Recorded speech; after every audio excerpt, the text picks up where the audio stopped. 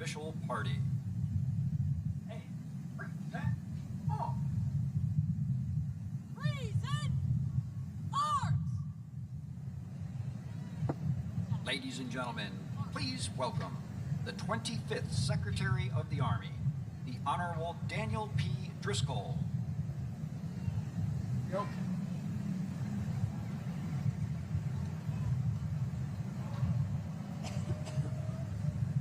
Sound attention.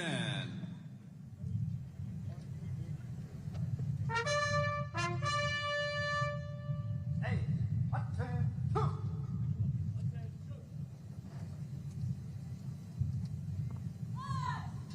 Attention.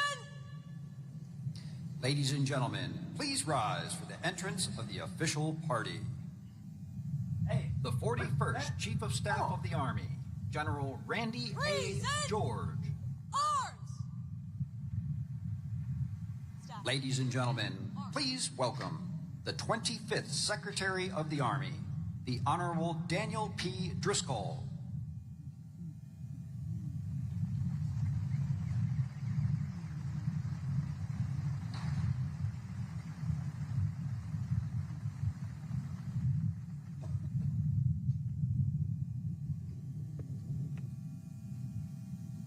The 61st Superintendent of the United States Military Academy, Lieutenant General Stephen W. Gillen.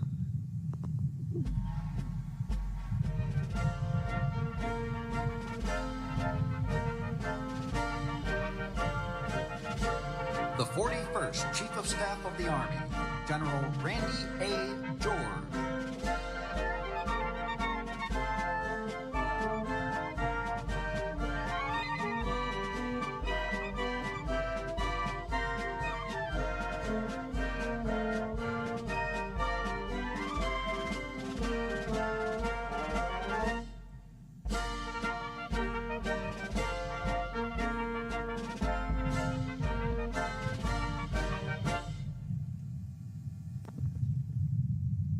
The 61st Superintendent of the United States Military Academy, Lieutenant General Stephen W. Gillen. Ladies and gentlemen, the 45th and 47th President of the United States of America, Donald J. Trump.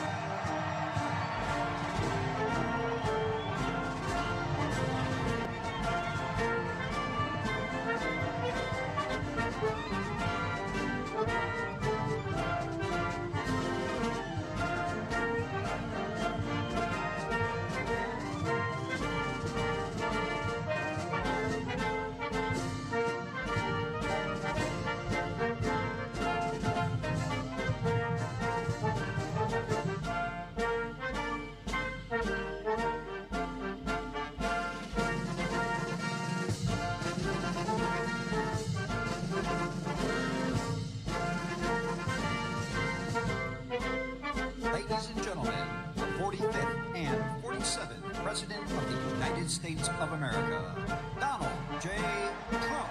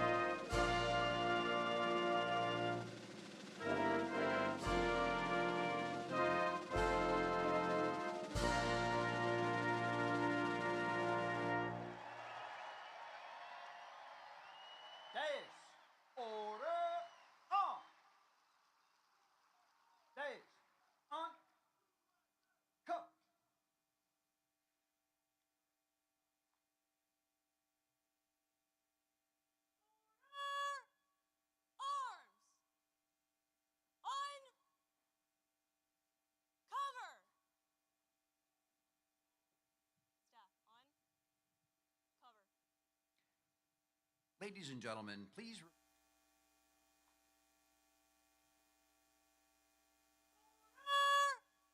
Arms. Uncover. Staff, uncover. Ladies and gentlemen, please remain standing for the invocation by the United States Military Academy Chaplain, Colonel David Bolas. 25. We thank you for bringing each graduate to this major milestone today. We thank you especially for your presence when they were plebes under pressure, for providing patience as they learned to lead as yearlings, for their commitment and courage to affirm as cows, and for faithful friends who will finish together as firsties. And just as you have been faithful in the past, be their ever-present help in the future. Thank you for the teammates around them, their family and friends, instructors and sponsors, tax and trainers, mentors, and yes, even their tormentors, who stood with them over the last 4 years. Through them, you ensured these West Point graduates are prepared to lead America's sons and daughters in peacetime and in war. Bless this ceremony today with your presence. Bless our president as he leads and inspires us. And God bless the United States of America. In your holy name, I pray. Amen.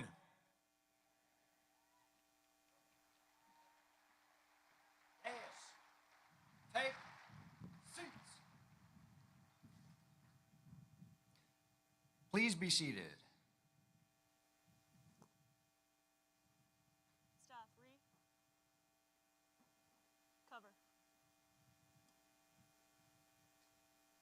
Take seats. Staff, dismissed.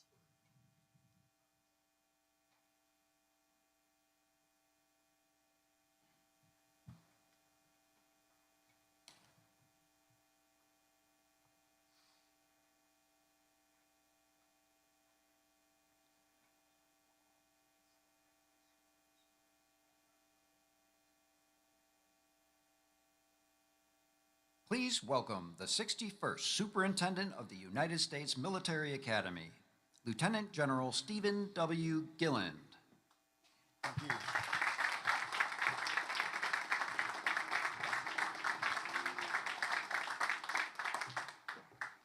Mr. President, Congressman Womack, Congressman Ryan, Secretary Driscoll, General George, our Chief of Staff of the Army, distinguished guests and alumni, teammates, family and friends, ladies and gentlemen, good morning and welcome to West Point, home of the United States Military Academy.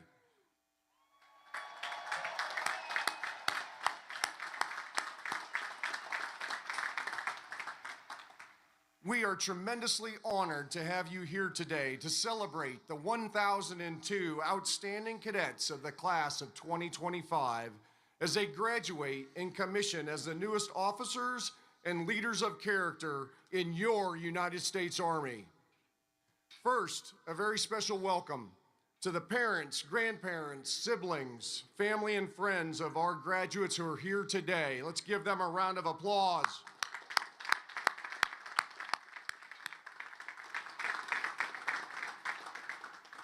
Thank you all for the love and support and encouragement that you've given your cadet along their journey at the United States Military Academy. I'd like to acknowledge the members of the 50-year affiliate class for our graduating class, the Courage and Drive class of 1975.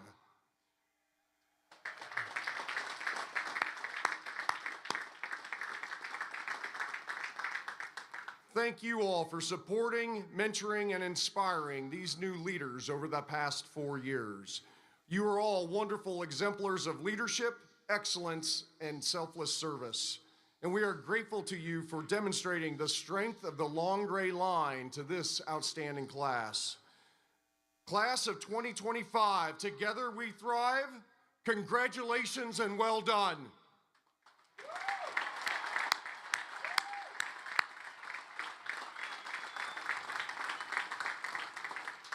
Today, your cadet experience at West Point may come to an end, but today really marks a milestone in your personal journey as you assume the mantle of leadership as officers in our Army. We know you all are looking forward to what's ahead: travel, school, BOLC, Ranger School, Sapper School, moving, living on your own. Some of you are getting married in like the next 6 hours. That's right. However, for all of you, I just ask of you, take a moment during the next few weeks while you're enjoying some free time to reflect on your time here. Think about all the opportunities and experiences that you've had and the challenges you've overcome on the road to becoming a leader of character. Think about the hard work, some blood, a lot of sweat, as well as the grit, toughness, determination, and the continual pursuit of excellence. Think about the friends you've made and the relationships developed, the camaraderie with teammates, the TACs, instructors, coaches, and old grads who've encouraged and mentored you, and the family and friends who supported you and cheered you on. Take a moment to appreciate and thank all the people who've helped you get to this point, and be grateful for all the experiences and opportunities that have helped shape you these past 4 years. As you pursue this journey as a leader of character, remember, today is about the responsibility of service to our country and to the American people. Today is about challenging yourself, challenging others to be better teammates, better officers, better leaders of character. It starts with you each and every day. Today is also about the responsibility of leadership as Army officers. Your responsibility to support and defend the Constitution of the United States, to be standard bearers, to lead by example and embody what right looks like. Most importantly, today is about your responsibility, your obligation to the citizens of our nation and to your soldiers, America's sons and daughters, to give them your very best leadership every single day. Also, take a moment to reflect and understand what it means to be a graduate of the United States Military Academy. People expect more from you as a graduate of this institution. You represent this institution and you represent the United States Army every single day. You now join a proud legacy of leaders of character who've committed themselves to selfless service and continual excellence, guided by our Army values and the ideals of duty, honor, country. Those ideals, they unify us and they define us. They define who you are as graduates of the United States Military Academy. And just as they've inspired you, you will now in turn inspire future generations. The class of 2025, you are ready to face the challenges that await you, prepared to live honorably, lead honorably, and demonstrate excellence in everything that you do. Congratulations and Godspeed to all of you.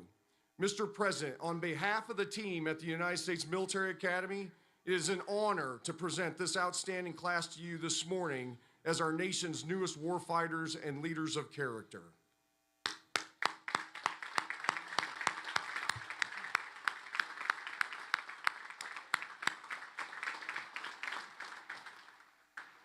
Ladies and gentlemen, it is my honor to introduce this morning's commencement speaker, the 45th and 47th President of the United States, President Donald J. Trump.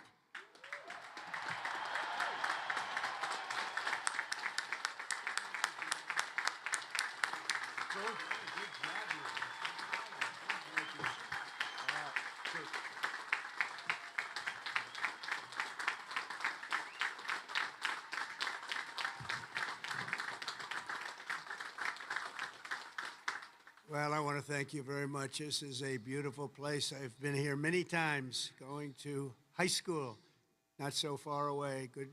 A good place, also a military academy, not quite of this distinction, but it was a lot of fun for me. And I just want to say hello, cadets, and on behalf of our entire nation, let me begin by saying congratulations to the West Point class of 2025. You are winners, every single one of you. Thank you.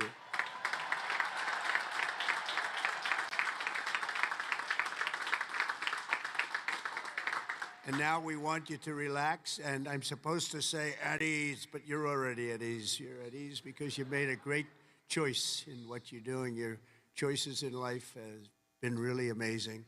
So this is a celebration, and let's have a little fun. I want to thank your highly respected Superintendent, General Stephen Gillen, and he is really something. I got to know him backstage with his beautiful family. And his reputation, his wife is just incredible. His reputation is unbelievable, and thank you very much. And your daughter is a winner also, just like everybody out there, a real winner. Thank you. Thank you.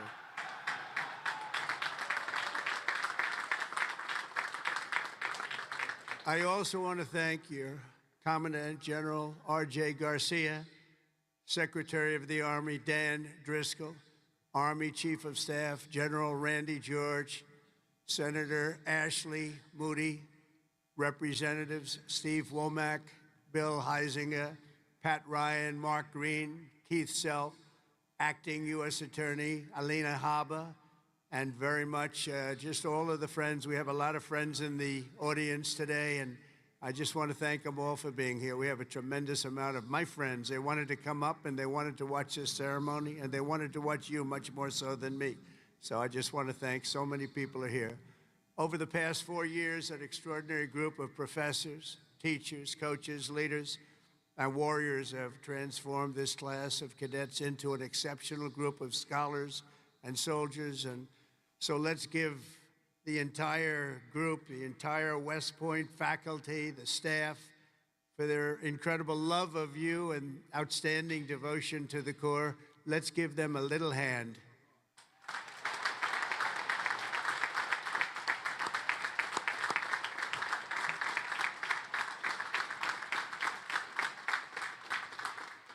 And importantly, we can't forget all of those people beaming with pride. Look at them in the audience. Oh, they're so proud. They're in the stands. So thank your parents, your grandparents, and family members who made this all possible for you. Thank you.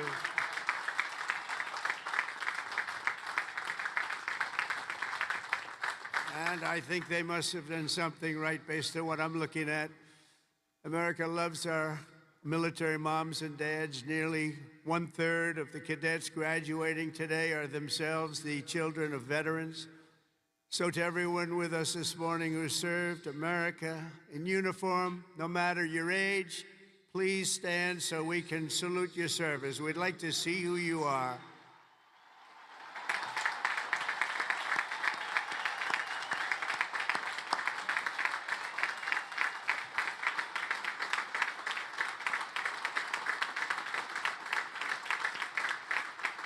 Congratulations. Great job. Every cadet on the field before me should savor this morning, because this is a day that you will never, ever forget. In a few moments, you'll become graduates of the most elite and storied military academy in human history, and you will become officers in the greatest and most powerful army the world has ever known. And I know because I rebuilt that army, and I rebuilt the military.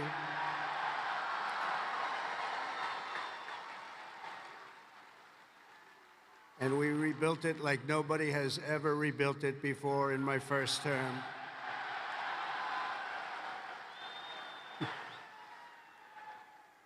Your experience here at West Point has been anything but easy.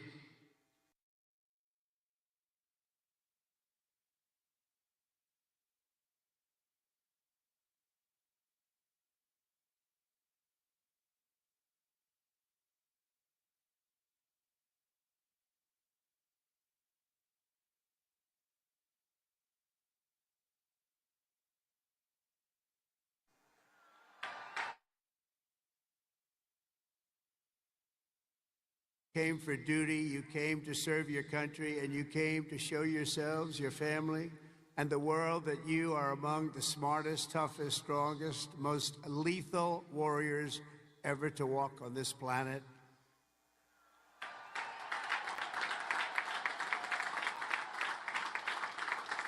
Looking out at all of you today, I can proudly say, mission accomplished. Great job.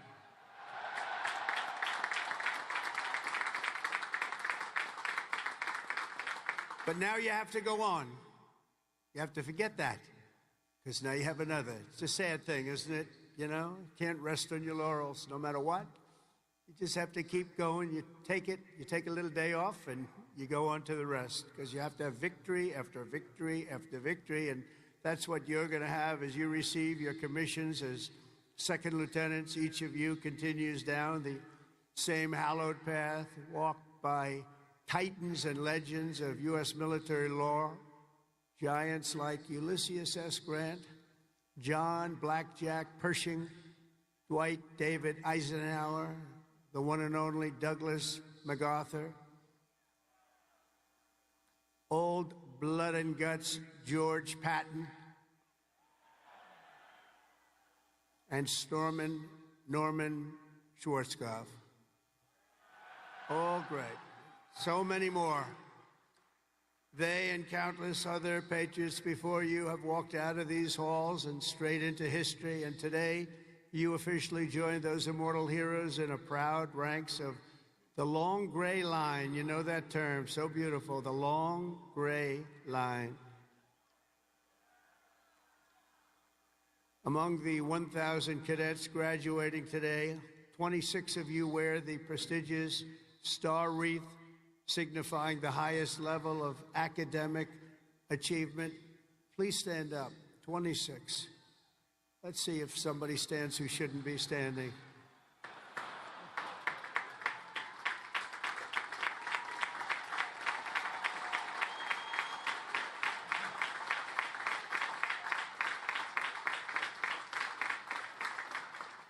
Congratulations. That's a big honor.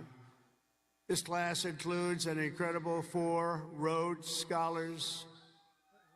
Stand up, please. 4.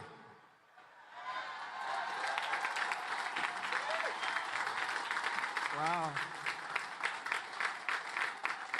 That's tied for the most of any West Point class since 1959. That's great. 4.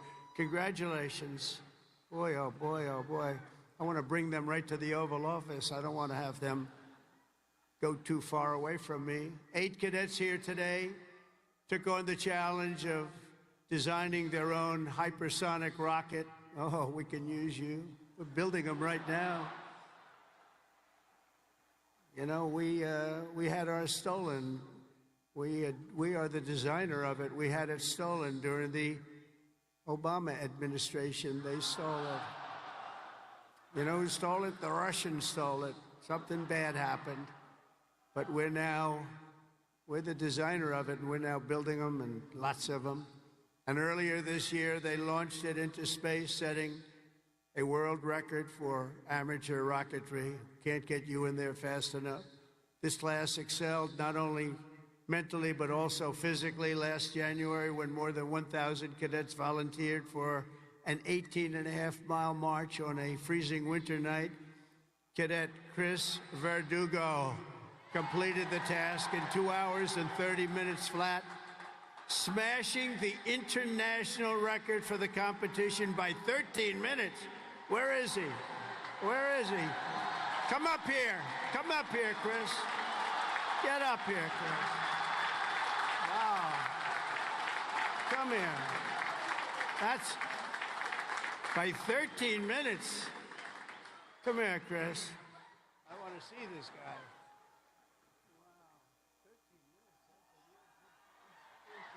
Say something. Come here. Come here.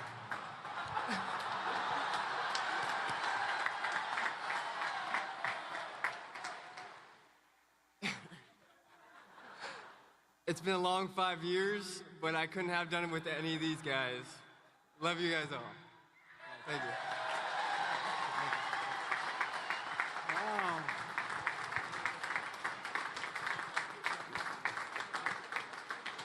That's great. Keep it going, Chris. That really is a definition of Army strong, isn't it? International.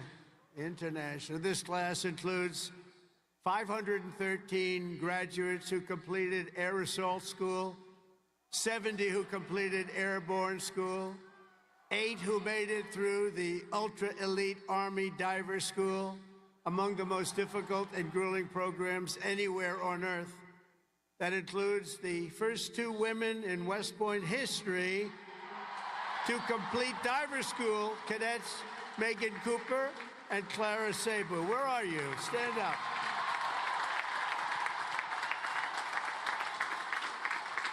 Where are they? Wow, great job. That is not easy. Congratulations, Megan, Clara. That's a job well done. Fantastic. Thank you very much. Some of you achieved a different kind of distinction here at the Academy, including 7 centurymen who completed 100 hours of marching for disciplinary, oh no, infractions. No, don't tell me I'm doing this. Oh, I'm so sorry. Would you like to stand up? I don't know.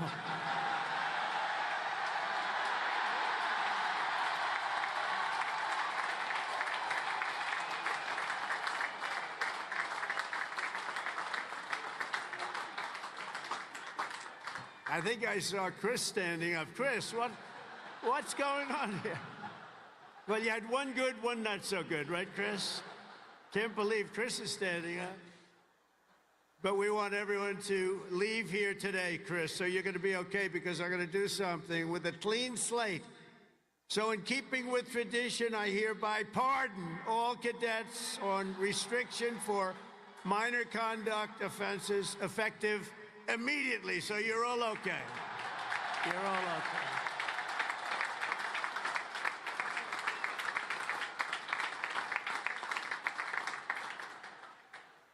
The class of 2025 has a lot to be proud of, including your first-rate athletes and athletics. You are something. I've been watching, too. I love the sports stuff. What you've done is pretty amazing. Last year, for the first time ever, Army lacrosse became the #1 ranked men's lacrosse team in the entire country. Think of that. Those of you on the team, stand. That's a big honor. Stand.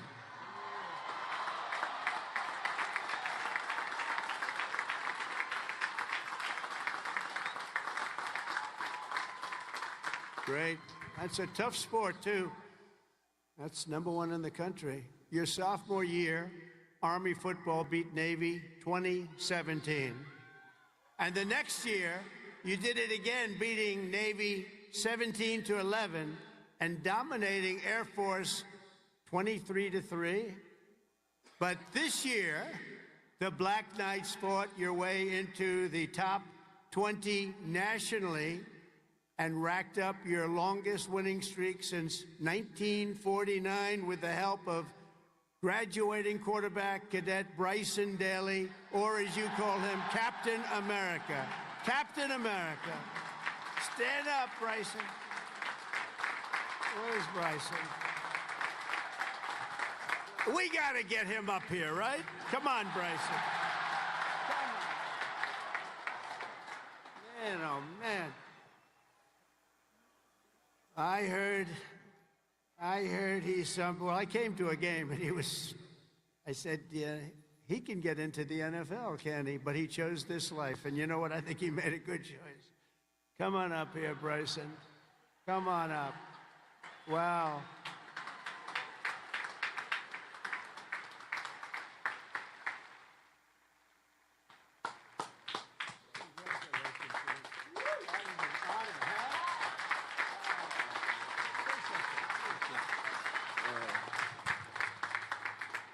Go Army football. Shout out the Hogs, age 4. Can't wait to graduate. Love you guys.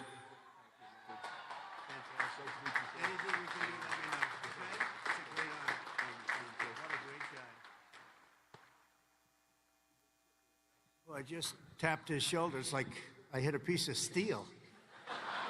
Guy's in good shape. There's a reason, you know, there's always a reason for success. Thank you, Bryson. At a time when other top college quarterbacks were thinking about going pro, Bryson's mind was on something else. As he told an interviewer earlier this year, I'm focused on my career as an infantry officer. That's what he wants to do. So, Bryson, you did the right thing, and that's service at its finest. Thanks, Bryson. That's amazing. He's an amazing guy with an amazing team. Each of you on the field today is among the most talented members of your generation. You could have done anything you wanted. You could have gone anywhere. You could have gone to any school. This is one of the hardest schools to get into. And writing your own ticket to top jobs on Wall Street or Silicon Valley wouldn't be bad, but I think what you're doing is better. Instead of sports teams and spreadsheets and software, you chose a life of service, very important service, instead of stock options. And I do that stuff. It's sort of boring. Honestly, compared to what you're doing, it's real boring. You chose honor and you chose sacrifice. And instead of business suits and dress shoes, you chose muddy boots and fatigues, keeping yourself in shape. Because West Point cadets don't just have the brightest minds, you also have the bravest hearts and the noblest souls. You're amazing people. I could not be more proud to serve you as your commander-in-chief, and our country is doing well. We've turned it around very quickly. We've turned it around.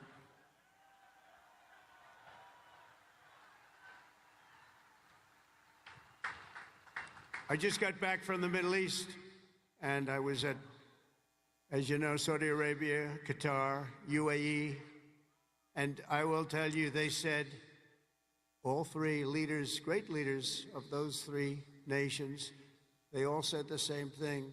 The United States of America is hotter now than we've ever seen it, and a year ago, it was as cold as it gets, and it's true. It's true. We have the hottest country in the world, and the whole world is talking about it, and that's an honor for all of us. I cannot wait to see the glory that is still ahead, however, for the West Point class of 2025, and we're going to help you a lot because we're going to give you a nation as good or better than it ever was. That's what I promise you.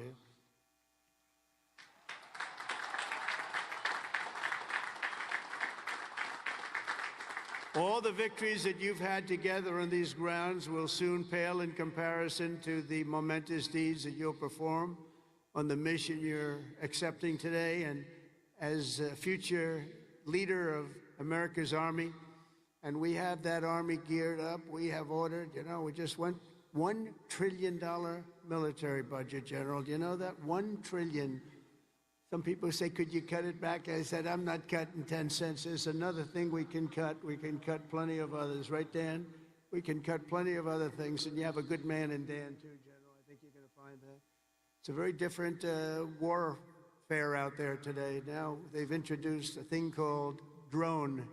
A drone is a little bit different. It makes you have to go back and learn a whole new form of warfare, and you're going to do it better than anybody else. There won't be anybody close. Generation after generation, the men and women of the Army have done whatever it takes to defend our flag, pouring out their blood onto the fields of battle all over the world. And all over the world, you're respected like nobody is respected. Our soldiers have sprinted through storms of bullets, clouds of shrapnel, slogged through miles of dirt and oceans of sand, scaled towering cliffs of jagged rock. And time again, the American soldier has charged into the fires of hell and sent the devil racing in full retreat.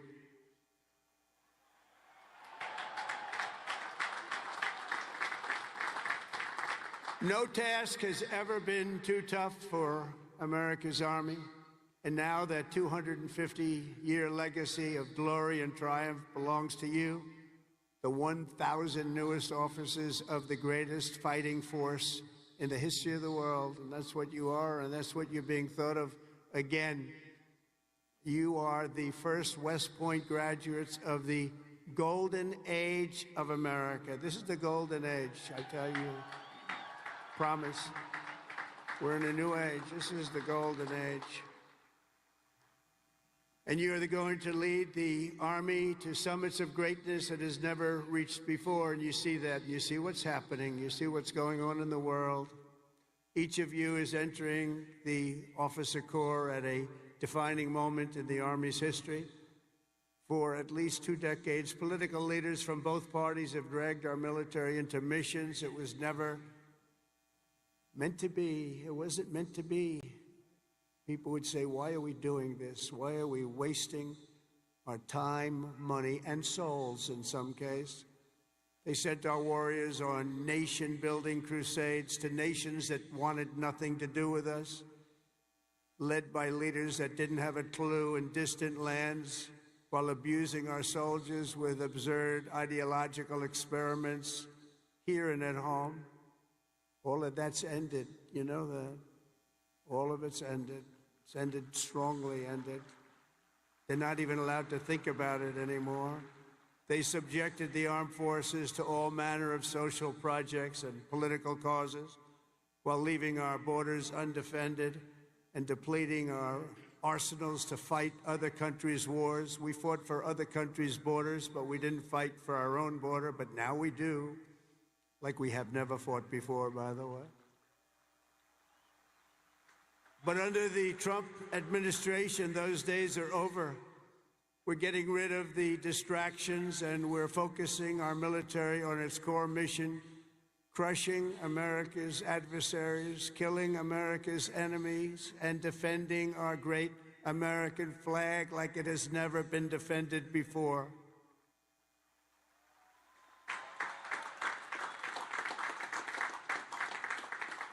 The job of the U.S. Armed Forces is not to host drag shows, to transform foreign cultures, but to spread democracy to everybody around the world at the point of a gun.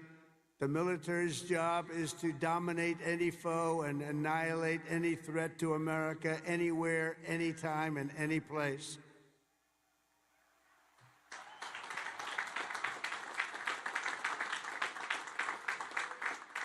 A big part of that job is to be respected again, and you are, as of right now, respected more than any army anywhere in the world, and that's happening, and I can tell you, you are respected like nobody can believe.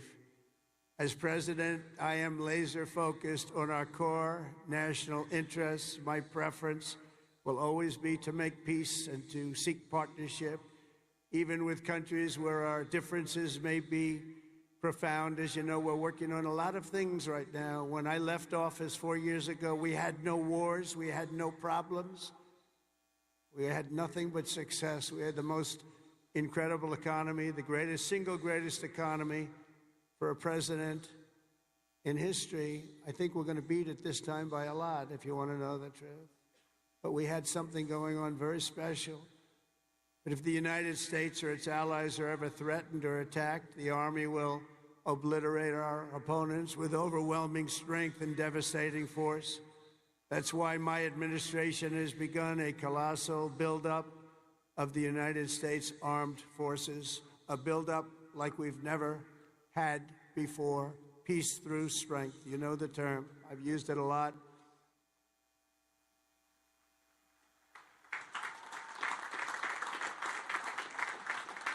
Because as much as you want to fight, I'd rather do it without having to fight. I just want to look at them and have them fold. And that's happening. That's happening.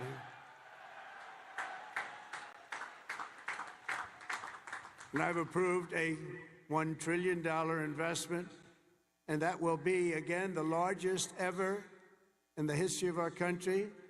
And we are buying you new airplanes, brand new, beautiful planes, redesigned planes, brand new planes, totally stealth planes. I hope they're stealth. I don't know. That whole stealth thing, I'm sort of wondering. You mean if we shape a wing this way, they don't see it, but the other way they see it? I'm not so sure. But that's what they tell me.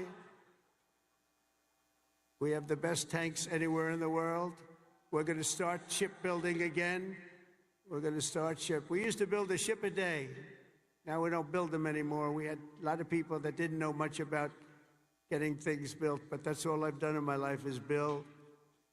We're going to have the best missiles. We already do. Drones and much, much more. And earlier this week, I think you'll like this. I announced that we are officially building all in America, made in America, designed in America. We're the only ones that could do it because we're the only ones with the great technology. We're building the Golden Dome missile defense shield to protect our homeland and to protect West Point from attack. And it will be completed before I leave office.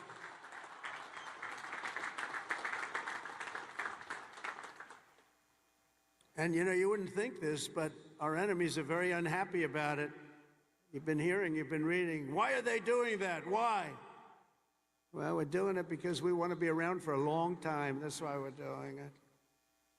We're also restoring the fundamental principle that a central purpose of our military is to protect our own borders from invasion. Our country was invaded for the last 4 years. And they've allowed people to come into our country that shouldn't be here. Criminals walk in, no vetting, no check-in, no nothing. Where are they coming from? And they were taking people out of prisons. They were taking gang members. They were taking the mentally insane and allowing them to come in, and we're getting them out of our country. We have no choice. We're getting them out and bringing them back where they came from. Have no choice. And it's not easy. It's not easy. But hopefully the courts will allow us to continue. You know, we had the greatest election victory. This was November 5th. We won the popular vote by millions of votes. We won all 7 swing states. We won everything. We won 2,750 districts against 505, 2,750 against 505. We had a great mandate, and it gives us the right to do what we want to do to make our country great again, and that's what we're going to do. And on day one, I deployed our military to the southern border, and since that day, we've reduced the number of illegal border crossings where there used to be hundreds of thousands of people coming into our country a day. We had nobody come in the last week and a half. We were at 99.999%. 99.999, think of that. That was with the help of our military. We had one person come in. One. You know why? He got very sick. We brought him through to have him brought to a hospital. One person. And for that, please don't hold me responsible, but that's okay. They did the right thing. Gone are the days where defending every nation but our own was the primary thought. We are putting America first. We have to put America first. We have to rebuild and defend our nation. And very shortly, you're going to see a nation better than it's ever been. And you see that with the trade. For years, we've been ripped off by every nation in the world on trade. We've been ripped off at the NATO level. We've been ripped off like no country has ever been ripped off, but they don't rip us off anymore. They're not going to rip us off anymore. And you're seeing it. You have to watch what we're doing on trade. I know it's not your primary thing, but it's quite important in all fairness. But watch. You'll see what's going on. You've been reading about it over the last few days. We're making deals with other nations that were nobody thought it would be even possible. And the reason is very simple. They respect us again. They're respecting our country again. That's what you want. And everything we do, we are bringing common sense back to America. It's all about common sense. We can say we're liberal, we're conservative. The new word is progressive. They don't like using the word liberal anymore. That's why I call them liberal. But whatever you are, you know, most importantly, you have to have common sense, because most of it's about common sense when you get right down to it. And we have a lot of people with a lot of very smart people, but they have to have common sense. And we've liberated our troops from divisive and demeaning political trainings. There will be no more critical race theory or transgender for everybody forced onto our brave men and women in uniform, or on anybody else for that matter in this country. And we will not have men playing in women's sports, if that's okay.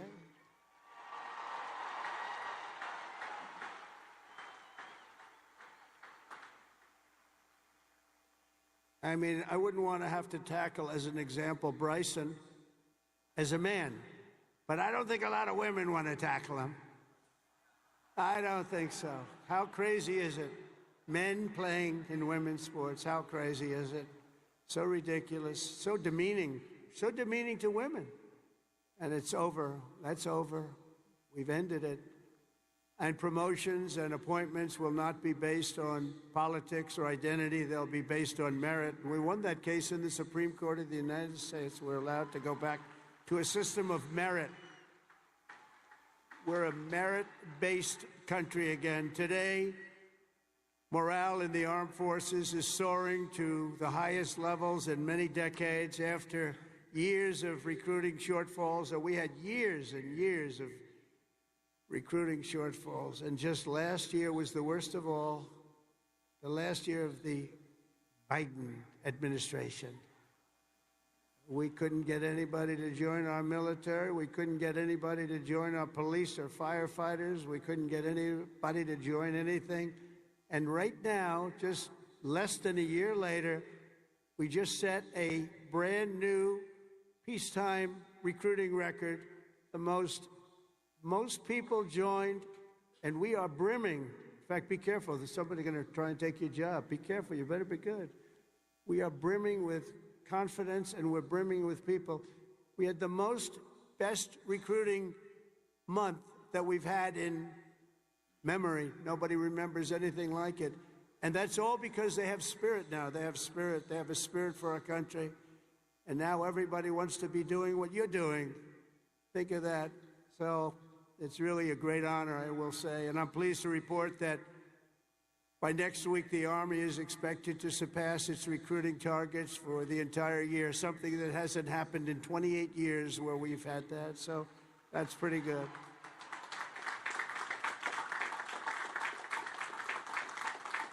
And it's nice to know that you're doing something that everybody wants to do, isn't it? Really nice. I hated to hear that. During the campaign, I was hearing that you couldn't get people to enlist, but now we're getting people, and it's sad because we're telling so many people, I'm sorry, we can't do it. My administration is doing everything possible to forge the most powerful military ever built. But ultimately, the task of keeping America strong and safe in the years ahead is going to belong to you. Among you are the lieutenants, majors, colonels, and generals who lead the Army for the next 10, 20, 30, and even 40 years. So as Commander-in-Chief, let me offer a few words of advice as you begin your Army careers. And I thought I'd do this, and I can make this to a civilian audience or to a military audience. It's pretty much the same. And I did this recently at Ohio State, and they really liked it. I gave them a little advice as to what I see for what you want to do and some tips. And first of all, and you've already done it, different from civilians, they're making their decision right now. You've already made your decision. I love your decision. You have to do what you love. You have to do what you love. If you don't love it, you'll never be successful at it. And you've done this, and you really, many of you in the audience, many of you that are graduating, you come from military backgrounds or you love the military. It's what you want to do. It's what you want to talk about. One thing I see about people that love the military, that's all they want to talk about. I'll be out to dinner, and generals, if they love their job, usually the only good ones are the ones that want to talk about it all the time. But if they talk, that's what they want to talk about. I really, very rarely see somebody who's successful that doesn't love what he or she does. You have to love what you do. In your case, the military is what you chose, and I'll tell you what, you cannot go wrong. You're going to see it, too. You're going to love it more and more with time. You know, I work all the time. That's all I do is I work, whether it's politically or before that. I was a very good businessman, in case you haven't heard, really good. But I was good because I loved it. I loved it. I learned from my father a little bit. My father was a happy guy, and all he did was work. He'd work Saturdays, Sundays. He'd work all the time, and he was a happy guy. He just loved life. And I learned that. I say, you know, it makes him happy. I've seen other people that never work, and they're not happy. But you got to love it, otherwise you won't be successful. In the Army, there are a lot of different paths you can take, so follow your instincts and make sure that you take the path that you love, that you're doing something that you love within your military. You will be happier, and the Army will be far stronger for it. Second is to think big. Always think big. If you're going to do something, you might as well think big, do it big, because it's just as tough, and sometimes it's a lot easier thinking big than doing a small task that's more difficult. One of your greatest graduates, General Eisenhower, used to say, whenever I run into a problem that I can't solve, I always like to make it bigger to solve it and solve more of it. If you're going to solve a problem, it might as well be a big problem as opposed to a small problem that lots of people can take advantage of and solve. So you can achieve something really amazing. Think big. Third, though, you got to do this. Brain power you have to have. Potential you have to have. But to be really successful, you're always going to have to work hard. An example is a great athlete, Gary Player, great golfer. He wasn't as big as the other men that were playing against him, great, big, strong guys. Gary was a smaller guy. I don't want to say too small. He's a friend of mine. He gets a little angry at people because he hits the ball just as far. He said, I hit the ball further than them. Why am I small? But he worked very, very hard. He was always doing exercise. He was well ahead of his time. He never stopped. He won 168 golf tournaments. He won 18 majors, 9 regular and 9 on the senior tour. 18 with 168. That's the most tournaments internationally, the most tournaments anybody's ever won. But he made a statement years ago, and I heard it. He's the first one. I think I've heard it a couple of times since, but he was the first. He said, it's funny. The harder I work, the luckier I get. And think of that. The harder I work, the luckier I get. And he worked hard, and you're working hard, and the harder you work, the luckier you're going to get. Fourth is don't lose your momentum. Momentum's an amazing thing. Keep it going. I tell a story sometimes about a man who was a great, great real estate man. He was a man who was admired for real estate all over the world, actually, but all over the country. He built Levittowns. He started as a man who built one house. Then he built 2. Then he built 5. Then he built 20. Then he built 1,000. Then he built 2,000 and 3,000 a year. And he got very big, very big. He was great at what he did. You see him all over the country still, Levittowns. This was a long time ago, but he was the first of the really, really big home builders. And he became very rich, became a very rich man. And then he decided to sell. He was offered a lot of money by a big conglomerate, Gulf and Western, big conglomerate. They didn't do real estate. They didn't know anything about it, but they saw the money he was making. They wanted to take it to a public company. And they gave him a lot of money, tremendous amount of money, more money than he ever thought he'd get. And he sold his company, and he had nothing to do. He ended up getting a divorce, found a new wife. Could you say a trophy wife? I guess we can say a trophy wife. It didn't work out too well. But that doesn't work out too well, I must tell you. A lot of trophy wives, doesn't work out. But it made him happy for a little while at least. But he found a new wife. He sold his little boat and he got a big yacht. He had one of the biggest yachts anywhere in the world. He moved for a time to Monte Carlo and he led the good life. And time went by and he got bored. And 15 years later, the company that he sold to called him and they said, the housing business is not for us. You have to understand, when Bill Levitt was hot, when he had momentum, he'd go to the job sites every night. He'd pick up every loose nail. He'd pick up every scrap of wood. If there was a bolt or a screw laying on the ground, he'd pick it up and he'd use it the next day in putting together a house. But now he was spoiled and he was rich. He was really rich. And they called and they said, this isn't for us, this business. We do other things. Would you like to buy it back? We'll sell it back to you cheap. And they did. He bought it. He bought it. He thought he made a great deal, and he was all excited. But it was 15 years later. He lost a lot of momentum. Remember the word momentum. And he lost everything. It just didn't work. He lost everything. And I was sitting at a party on Fifth Avenue one night, a long time ago, and you had the biggest people in New York, the biggest people in the country, all in that party, and they were all saluting each other, how great they were. They were all telling each other, I'm greater than you. Gets to be really, gives you a headache sometimes. But they had all these people, they're telling their own stories about how fantastic, a cocktail party, and I looked over, and I was doing well. I was invited to the party, so I had to be doing well. I was very, very young. But I made a name in real estate, and I looked over, and at the party, sitting in a corner all by himself, nobody was talking to him, was Mr. Levitt. He had just gone bankrupt, lost everything. He had lost everything, his home, everything. And I went over and talked to him because he was in the real estate business, and I loved real estate. And I said, hello, Mr. Levitt, how are you? He said, hello, Donald, it's nice to meet you. He knew me from being in the business. I said, so how's it going? He goes, not well. It's really not going well, as you've probably read. It's been a very, very tough period for me, son.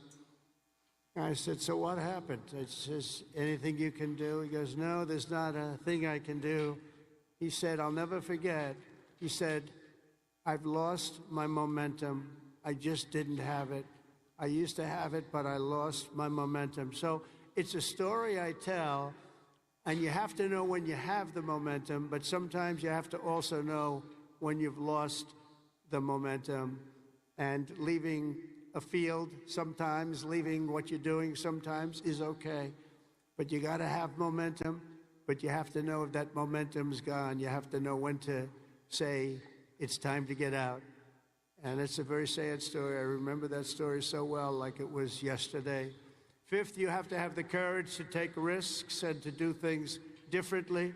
Eisenhower, again, was threatened with court-martials as a young officer for advocating a new doctrine of tank warfare. Billy Mitchell was thrown out of the Army for pioneering the use of air power. They said, what do you mean air power? Don't be ridiculous. People willing to try and do things differently. It's never going to be easy for them, but they're the ones that are going to really do the important things. They're the ones who are going to make history.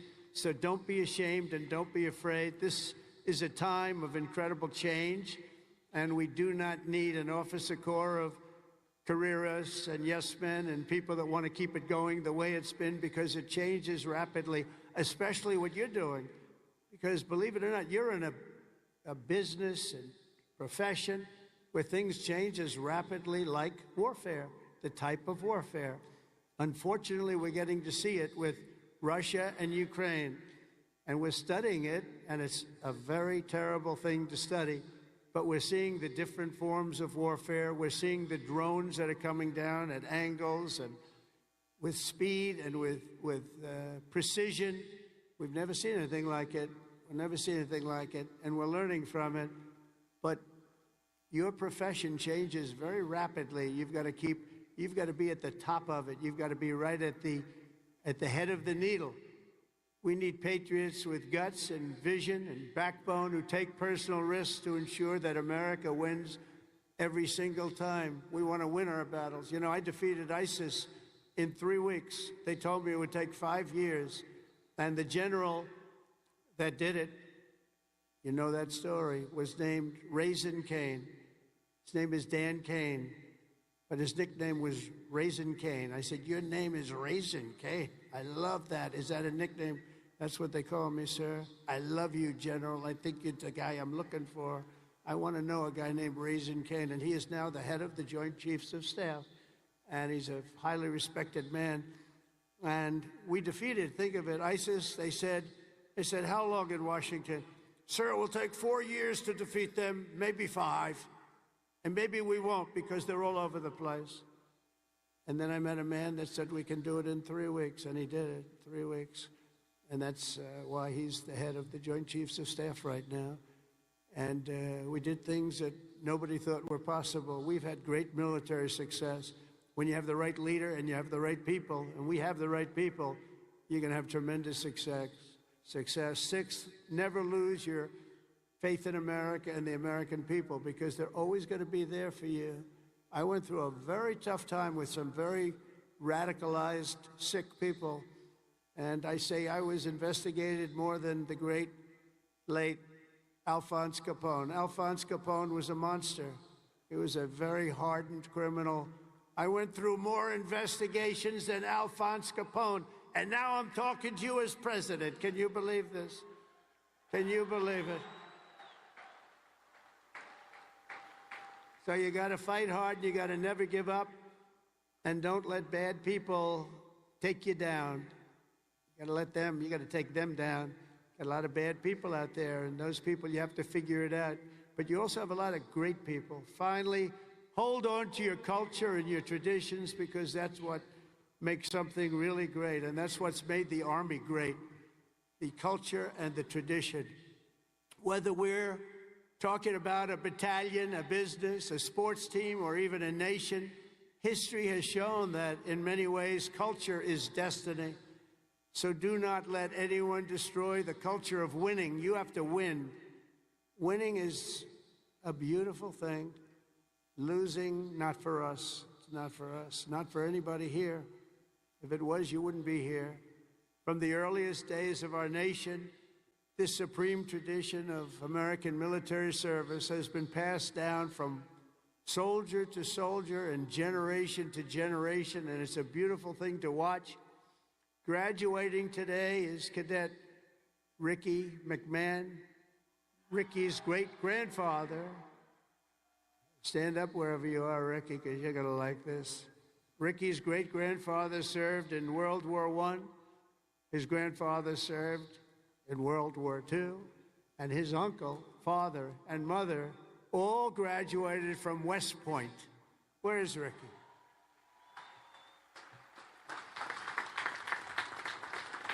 In 2004, when Ricky was just a little tiny boy, who would think about that, Ricky, a little tiny boy? His dad, Lieutenant Colonel Michael McMahon, made the ultimate sacrifice for our nation in Afghanistan. Today, Lieutenant Colonel McMahon rests not far from here in the West Point Cemetery. Last year, 2 decades after losing his father, Ricky placed a gold chip from his dad's 1985 class ring into a crucible along 87 other rings were with it, of past West Point grads that were melted down to forge those now worn by the class of 2025. Do you all know that? Do you know that? What you're wearing? I want one. Ricky, I want one. Each of you will carry Michael's memory with you always as you continue the legacy he gave you. It gave you something that would be so proud. He would be so proud. He is proud as he looks down. To Ricky and his mom, Jeanette, you embody what this place is all about. And I know Michael, he's up there. He's smiling broadly, so proud. He's so proud of you today. You know that. And he's a man that couldn't be, and he is a man that couldn't be more proud. And I want to just, I just love that story. And everybody's ring, they're going to remember you. They're going to remember your family. And most importantly, you're going to remember a great tradition. It's a great tradition of West Point and of winners. Thank you very much. It's great to meet you. Thank you. You can sit down. You want to come up? If you want to come up, come up. Come on up. Come on up here.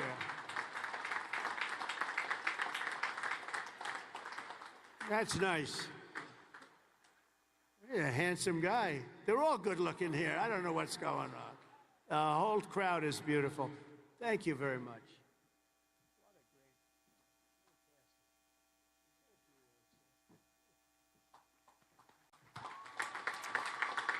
I'd like to thank my mother. I'd like to thank my family. And I'd like to thank G3, Go Gophers.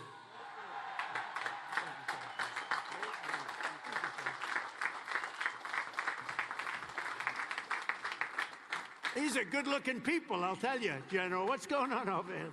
Look like all a bunch of male models. I can't stand it.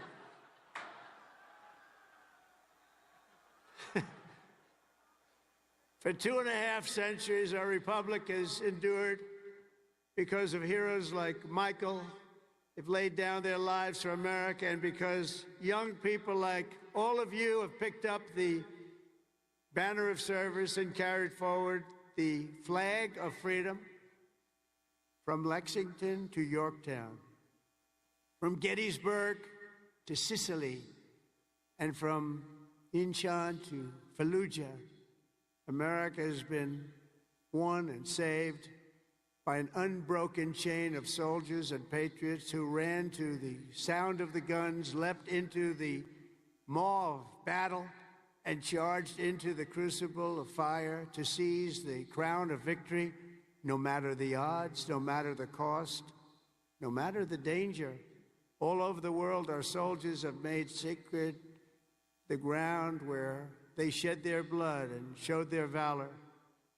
From Seminary Ridge to San Juan Hill, Belleau Wood, Omaha Beach, Leyte Gulf, and Ardennes Forest, Chosin Reservoir, all over, and even a place called Pork Chop Hill. And in all of those battles and so many more, some of the best, brightest, and bravest have come from right here at the U.S. Military Academy at West Point, one of the great fabled places anywhere in the world. America's Army has never failed us, and with leaders like the West Point class of 2025, the Army will never fail. We will never let you down.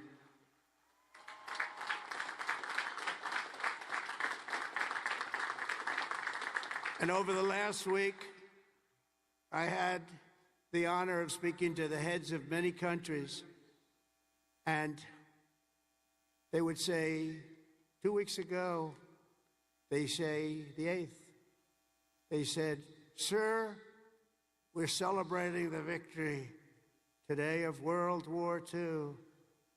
And I said, "Wow, that's nice." Then I'd call another one, unrelated. "Sir, we're celebrating the victory of World War II." Then I called up President of France on something also unrelated. He said, "Sir, we're celebrating our victory over World War II." I said, "Whoa, whoa, what have we here?" We helped them a lot. And I had this. Russia, I talked to Putin about ending that terrible war that's going on. And he said they're having a big victory march. And they did lose, in all fairness, 51 million people. But they were all celebrating.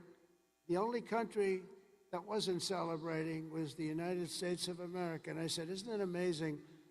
We were the ones that won the war. And we were helped. We were helped. In some cases, we had to help them. But we were helped by some of the nations. And we were strongly helped by a couple of them. But every one of them was celebrating. They had Victory Day. They called it Victory Day in Europe, Victory Day all over. And we weren't even thought about. Nobody had a Victory Day. And so I named that special day and another special day from now on as a holiday, but a holiday where we work, because we don't have enough days. We're going to be having so many holidays, we're not going to be able to work anymore. But I named it for World War II, and a separate day in November, as you know, for World War I. I said, you know, all of these countries that participated in the war are celebrating, but the greatest country of them all, and the country that won the war, nobody even talked about. And so we're going to be talking about it, too, from now on. And I think you'll appreciate it. We won the First World War. We won the Second World War. And you know where we won them from? Right here at West Point. West Point won the war. You won 2 world wars and plenty of other things. But think of it. We don't want to have a 3rd World War. But we won the First World War. We won the Second World War right here from West Point. And that's something. And we're going to be talking about it. You know, they can talk about it. And in some cases, as you know, they didn't do too much to help. They were ground down, but they were celebrating victory. No, we're going to celebrate victory because we're the ones that won that war. Standing before you today, I know that you will never stop. You will never quit. You will never yield. You will never tire. You will never, ever, ever surrender. Never give up. Remember that. Never give up. That's another little factor I could have added. Never, ever give up. Raise your right hand. I pledge I will never, ever give up. You can never give up. You can never give up. If you do, you're not going to be successful because you'll go through things that will be bad. You're going to have great moments. You're going to have bad moments. You can never give up. Through every challenge and every battle, you'll stand strong. You'll work hard. You'll stay tough. And you will fight, fight, fight, and win, win, win.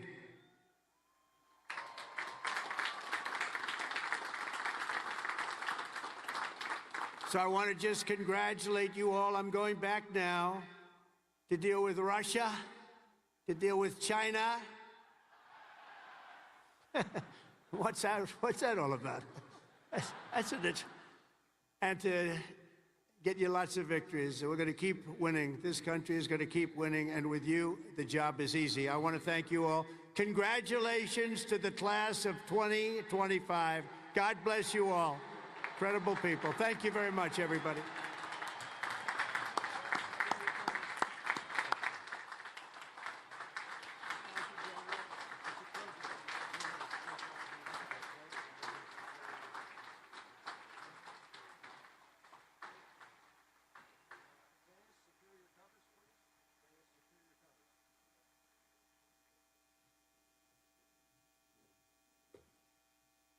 Ladies and gentlemen, at this time, please remain standing for the presentation of the class gift.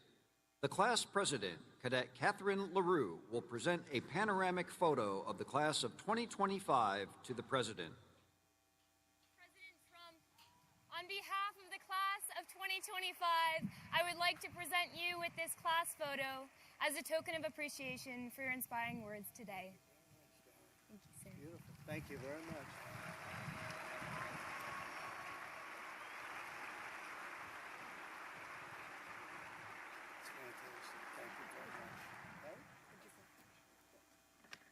Stole it.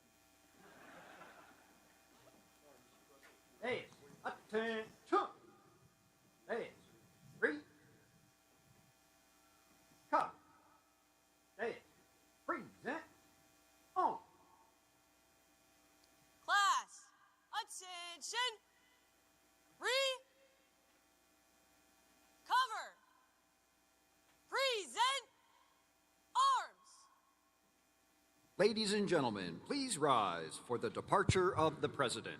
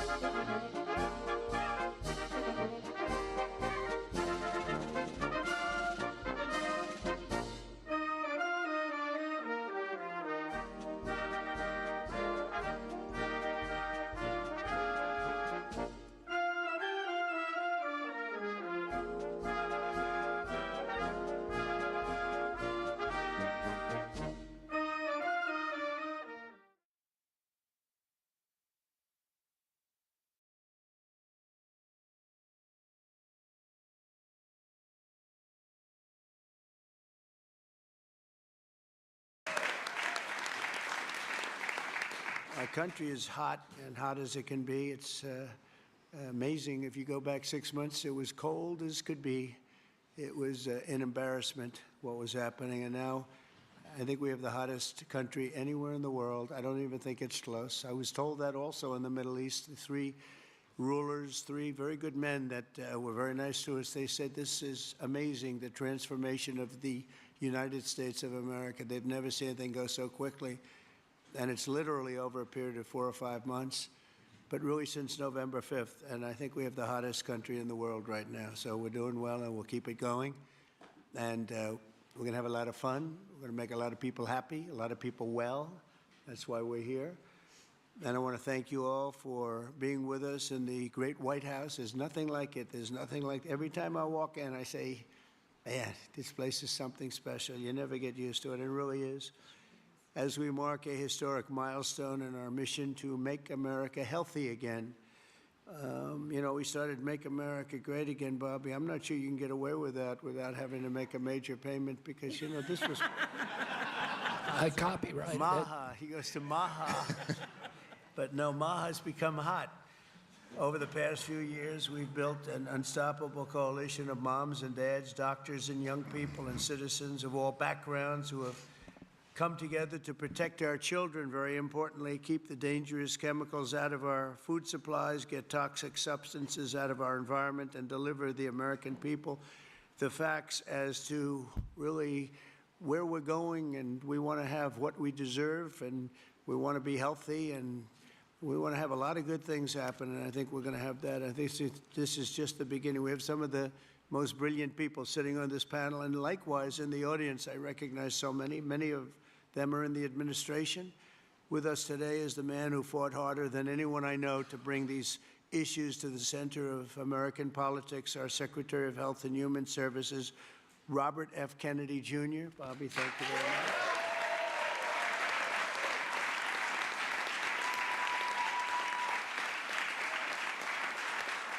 And we're also joined by Secretaries Brooke Rollins, Scott Turner, Linda McMahon, Doug Collins, Doug Burgum, Lori Chavez DeReamer. You're doing a very good job, Lori. You know, she's considering she's a Democrat. You know, the unions say she's really good. I did it. You know, I took a lot of heat for doing it, and then they were all saying what a great job we did. Now everybody's happy with you. Great job. Thank you very much.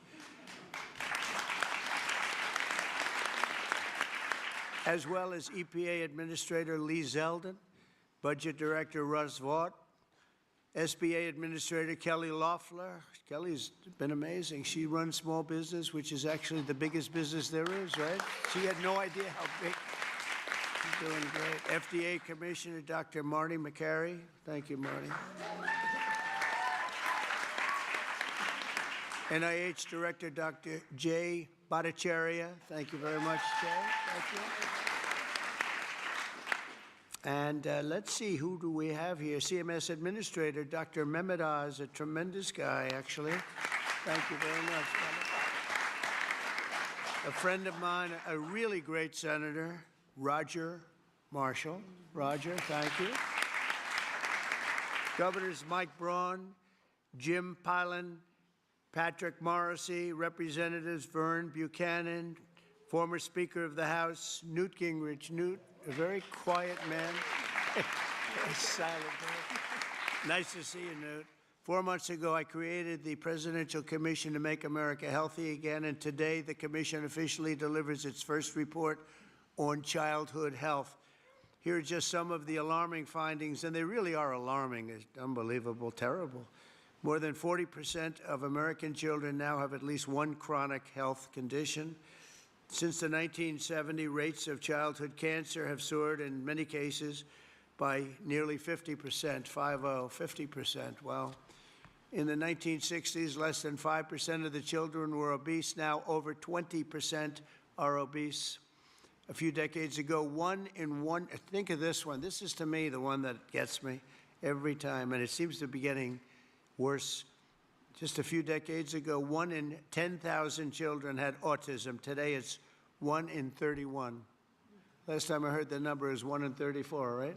Now it's 1 in 31. There's something wrong, and we will not stop until we defeat the chronic disease epidemic in America. We're going to get it done. For the first time ever, this report examines some of the root causes that many believe are making our children sicker and our population sicker, I guess. It just